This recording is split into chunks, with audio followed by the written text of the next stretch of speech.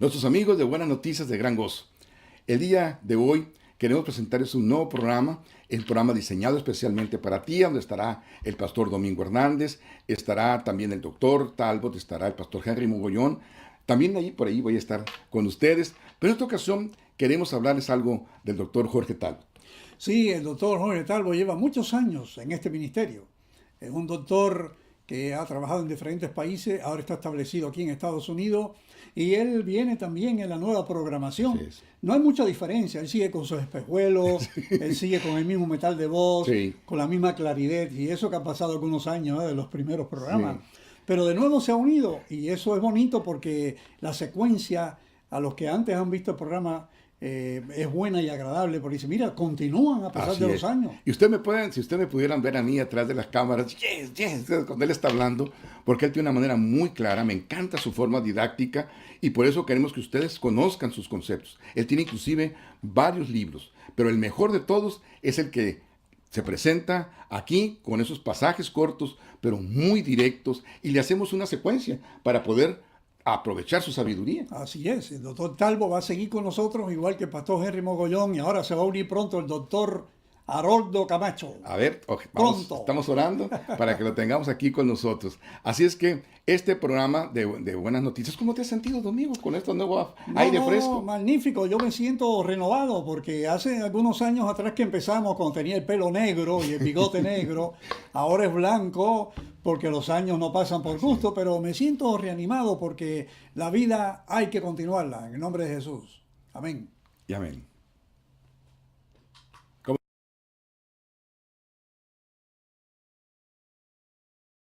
Diferentes partes del mundo que han dado su vida en sacrificio por amor, por amor, por amor, por amor. Alabado sea el Señor. El apóstol Pablo dice, la fe que obra por amor, pero también dice, la fe no es de todos, porque no todos son los que son capaces de decir, yo voy, heme aquí, envíame a mí, esta iglesia tiene que explotar, no importa quién tú seas. Quiero decirte que uno solo que se levante aquí con todos estos conceptos puede revolucionar todo Corona, puede mandar a mucha gente derechito. Esta es una iglesia que, como Pablo dice, oren y velen. Tenemos que orar por un alma, clamar por las almas, mostrarle lo que Jesús hizo. Si tú crees que eres un salvo, si tú crees que tú eres eterno para siempre, di conmigo, si lo creo, lo tengo. Si lo tengo, lo disfruto. Si lo disfruto, lo comparto. Si no lo comparto, no lo tengo.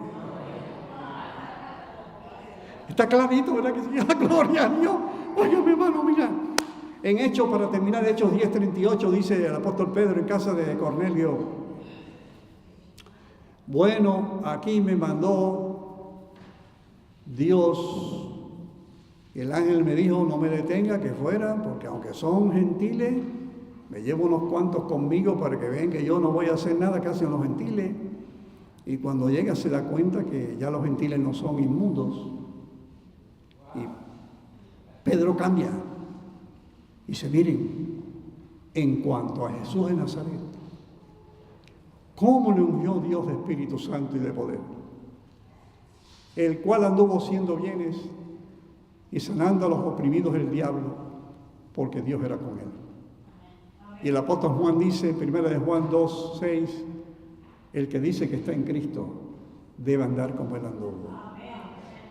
Yo tenía como 80 personas después de predicar, hablándoles después 5 horas, y le dije, Marcos 6:13, ungían a muchos con aceite, los enfermos eran sanados y se salían los demonios. Y se para alguien y dice, pero eso solamente los ancianos y el pastor. Digo, no. El que dice que está en Cristo debe andar como él anduvo. ¿Cuánto le alaban? ¿Qué usted quiere decir, pastor?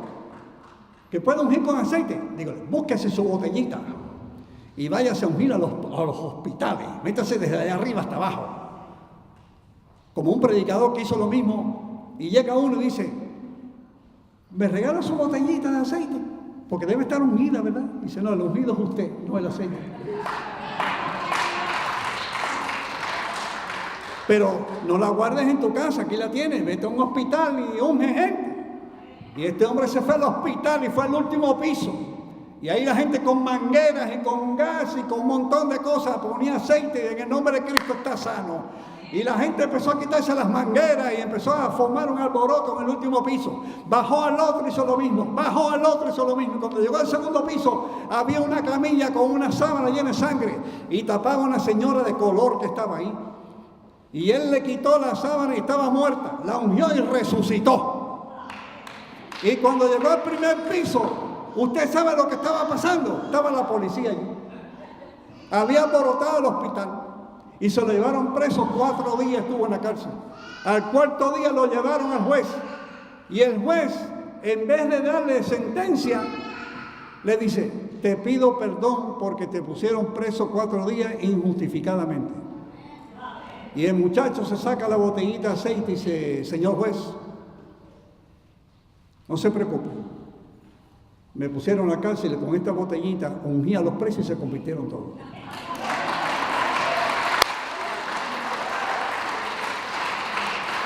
Oye, mira, el pastor que me casó, el pastor Díaz, que llegó a ser locutor de La Voz de la Esperanza después, pero en ese tiempo era pastor de esa iglesia en Lincoln Heights. Tenía un bolsillo aquí lleno de tratado. Decía, en este bolsillo es el bolsillo del rey. Y aquí siempre tengo literatura cristiana y la reparto. Mira, pon el bolsillo del rey en una cartera, en una bolsilla, pon trataditos ahí de la dirección de aquí, empieza a mover la cosa, agarra tu botellita de aceite, póntela aquí, métete en cualquier hospital, ve a orar por la gente, toca puerta, cuando llega a un lugar se abre, entra, y si no se abre, sacude los pies y sigue para la otra, gloria a Dios. El hermano Amaguer, tocamos una puerta antes de llegar a su casa y el hombre era una fiera, quería matarnos con una pistola y tuvimos que salir de allí después que yo le insistí 3 veces.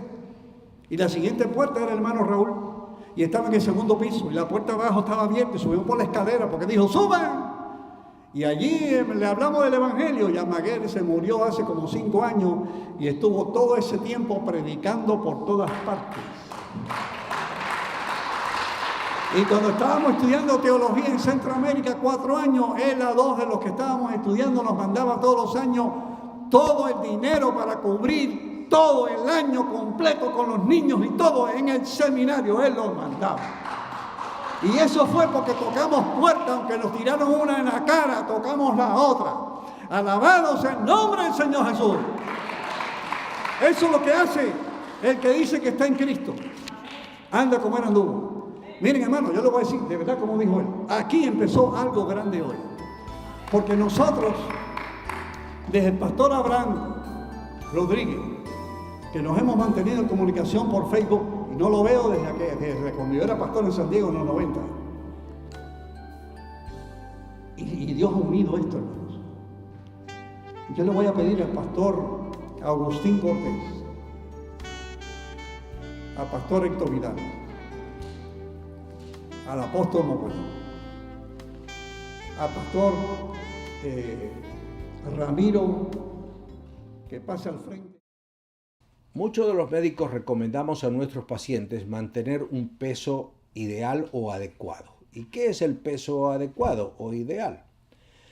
Con el advenimiento de la Internet tenemos fácil acceso a las tablas conocidas como tablas del índice de la masa corporal o Body Mass Index, a veces se ve BMI.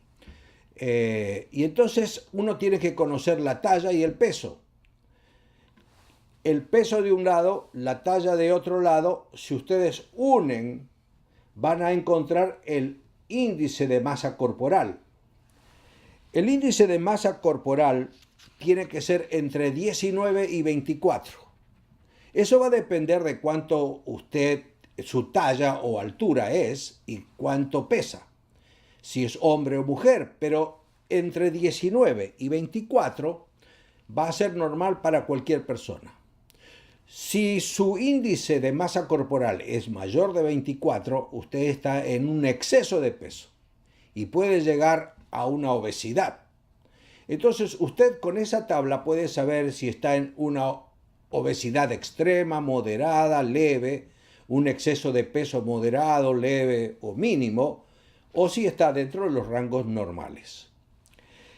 El síndrome de resistencia a la insulina o síndrome metabólico que comentamos anteriormente, o la diabetes, fundamentalmente las personas que padecen esas alteraciones tienen un índice de masa corporal aumentado. Otra forma de saber es medir la cintura, y la cintura va a medir mucho más que el perímetro del tórax o de los glúteos. Como dijimos, uno de los parámetros más importantes para saber si uno tiene el síndrome de resistencia a la insulina es la cantidad de tejido graso que uno tiene en el abdomen. Así que si usted comienza a disminuir peso y aumentar, digamos, a tener una silueta más adecuada, más anatómica, más vistosa, que es lo que todos queremos tener, es una forma indirecta de poder saber que estamos yendo sobre el buen camino para la reducción del peso. Ahora, uno no puede perder peso en forma brusca. No existen dietas, ni ejercicios físicos, ni ningún tipo de panaceas que en semanas, en días o en meses disminuya la cantidad de grasa que usted tiene en el organismo. Puede perder músculo si usted deja de comer, pero no va a perder grasa. Y no queremos perder músculo, queremos mantener el músculo, lo que queremos es perder la grasa. Primero se va a perder el azúcar de la sangre. Digamos, el organismo si usted está en ayunas, va a sufrir tanto que va a tomar el azúcar por donde venga. En segundo lugar, las proteínas, es decir, se va a comer su músculo. Y al final, la persona va a fallecer con toda la grasa. Porque no se puede perder grasa, no existe, salvo que usted vaya a un médico cirujano que absorba la grasa por medios mecánicos o remueva por medios quirúrgicos. No se puede perder grasa de la manera. Lo que sí se hace es se reduce el tamaño de la célula. Es decir, que una célula que estaba inflada, como una pelota de básquetbol, pasa a ser desinflada, como una lámina de papel, pero la célula está ahí. El momento que nosotros nos descuidamos en la dieta o descuidamos el ejercicio, la célula comienza a aparecer nuevamente. Salvo que se extraiga, mecánicamente no existe. Así que hay muchos cuentos, por ponerle un nombre, o anécdotas de personas que repentinamente comienzan a perder grasa, no existe. Lo que sí se puede hacer es en forma progresiva y lenta perder peso y perder grasa. Y la única forma de hacer es llevando una dieta completa, suficiente, armónica y adecuada, que es lo que vamos a explicar en el próximo segmento. Decíamos que qué bueno que están con nosotros porque estamos compartiendo un tema muy importante. Hemos estado hablando acerca de gracia y acerca de la ley, dándole su lugar a cada quien, entendiendo el propósito de cada una de ellas. Y ese es el propósito también de Buenas Noticias. Darte a conocer a Dios, darte a conocer las bondades de Jesús, darte a conocer que la gracia y la salvación fueron dados al hombre incondicionalmente. Y entonces, pero por otro lado, tenemos el conocimiento de la ley y la tensión que hay en la Biblia, principalmente en los libros del apóstol Pablo, acerca de la lucha contra la ley. ¿Por qué existe esa lucha? Ya lo hemos mencionado. En una de ellas es porque se aplica a la ley el pecado, en lugar de aplicarlo a lo que pasó en el Edén, al pecado de Adán. La Biblia dice que por un solo pecado fuimos a la condenación. Eso es señalando al pecado de Adán. Ahora entonces, la ley también, si nosotros la desconocemos o la tiráramos a la basura, también sería como que no la conociéramos. Hemos estado hablando de eso en capítulos anteriores. Una de las cosas que dijimos es, si tú quieres desechar la gracia y aumentar, por ejemplo, a la gracia las obras, es porque no conoces la gracia. Y si también quieres hacer eso, por otro lado, es porque no conoces la ley. O si quisieras tirar la ley a la basura, también es porque no conoces la ley, no conoces su propósito. Pero para poder entender el propósito de las dos, hay que entender el propósito de Dios. Una de las cosas por la que debemos de saber es la tensión. ¿Desde dónde viene esta tensión? ¿Por qué existe la situación que hablamos en el capítulo anterior, de que si seguimos la ley, entonces no podemos seguir la justicia, porque la justicia, dice la palabra, no viene por la ley, la justicia viene por Cristo. Él te tuvo que dar su justicia, Él te justificó para poder pasarte por arriba de la ley. También estuvimos viendo que si tú, por ejemplo, quieres ir sin el Espíritu de Dios, no vas a ningún lado. ¿Y qué es lo que normalmente hacen? Se apoderan de la justicia de la ley o quieren agregarle la ley, pero el Espíritu no admite eso. El Espíritu lo único que quiere es entronizarnos a Cristo. ¿Por qué? Porque el que justifica no es la ley, el que justifica es Cristo. Entonces, si tú necesitas de la justicia de la ley, entonces necesitas a Cristo. Y eso es lo que vamos a desenvolver y a desarrollar en este capítulo. Cuando el hombre aceptó su justicia en lugar de la justicia de Dios, eso sucedió en el Edén. Estamos hablando de Génesis, capítulo 2 y capítulo 3. En el 2, Dios le señala al hombre y a la mujer, cuál es su propósito y qué era la vida en el huerto. Entre ellos les mencionó que había árboles. Esos árboles, nosotros los conocemos así como árboles, estaba uno del conocimiento del bien y el mal y el otro es el árbol de la perfecta provisión. Ese es el árbol de la vida. Entonces dice Dios, de ese podrás comer, esa es mi perfecta provisión, pero el otro no, porque ciertamente morirás, dejarás de existir. Cuando él menciona sus nombres, y la Biblia los menciona con sus nombres, capítulo 2 y capítulo 3, no dice que son árboles de fruta, sino son árboles de fruto. Ya lo aclaramos en algunos otros capítulos aquí en Buenas Noticias. Una cosa que tenemos que ver entonces es que el concepto de ir a conocer el bien y el mal solamente le correspondía a Dios. Cuando el hombre coge esa justicia que no le corresponde a él, le corresponde a Dios, la aplica para sí mismo, en lugar de la perfecta provisión de Dios, que es el árbol de la vida. Entonces dice Dios, no, tiene que haber una decisión. No puede comer de los dos, dijo. Entonces, ponle una puerta, puso una traba antes del árbol de la vida. Entonces quiere decir que vivíamos bajo el conocimiento del bien y el mal. El conocer el bien y el mal es el principio de la ley, por eso tuvo que estar la ley en su momento, porque era basado en haces bien y haces mal. Pero para ir hacia el árbol de la vida necesitábamos romper, y eso solamente lo podía hacer Cristo. Entonces la ley dice, la paga del pecado es muerte. Lo cual quiere decir entonces que si nosotros nos fuéramos a que la ley hiciera algo por nosotros, la única cosa que me va a decir es muerte. Ya hemos estado hablando de eso también. Tiene que morir para que tú puedas ser liberado. Vea lo que dice el principio del capítulo 7 del libro de Romanos. Entonces, para que muera el esposo, entonces solamente lo puede hacer Cristo. Al morir él, tú eres liberado. Y si eres liberado, dice, entonces sí, estás tú del otro lado. Tú puedes tener la herencia, puedes pasarte por la gracia y dejar la condenación. Tiene que pasar eso. Entonces Dios toma ese curso y Él se entrega a sí mismo en la cruz para eso. Por eso la ley la tenía que llevar a la cruz. Es decir, la justificación para poder salvar, dijéramos, poder ofrecer completamente la salvación, tenía que quitar la condenación de la ley. Ahora, ¿tú podrías quitar por ti mismo la condenación de la ley? No. ¿Por qué? Porque a ti únicamente correspondía la paga del pecado. Por eso como tú ves en el capítulo 1, 2, capítulo 5, 9, 10, te vas a dar cuenta, tanto judíos, tanto los no judíos, qué angelitos éramos, ¿verdad? Vendidos a sujeción de pecado. Dice. No seguíamos a Dios, ese era nuestro designio, ese era nuestro propósito. Pero, venido el cumplimiento del tiempo, Cristo se ofreció por los pecadores. Entonces, si en un momento dado tú quisieras ir hacia la ley, entonces la ley solamente te condena y te mata. Es decir, te regresas a lo que pasó desde el principio. Estás comiendo únicamente del árbol del conocimiento del bien y el mal. Tú quieres juzgar por ti mismo, quieres juzgarte por la ley, lo que está bien y lo que está mal. Pero en lugar de ir a dónde? De ir a la perfecta provisión, que el árbol de la vida, inclusive dice Jesús, ese soy yo. Entonces, sabemos que el efecto, la ley, dice la Biblia, es espiritual, porque fue dada por Dios. Es buena, pero tiene su propósito. Tú tienes que, por ejemplo, en una manera, vivir por la carne, porque no puedes pasar todavía al otro estrato, pero tienes que transitar entonces hacia la parte espiritual. Por ejemplo, a los judíos les habla de un nuevo nacimiento. A los gentiles les dice, no, pídeme y yo te daría. Entonces, cuando nosotros nos acercamos a eso, el único reducto para poder caminar en ese puente, esa es la fe.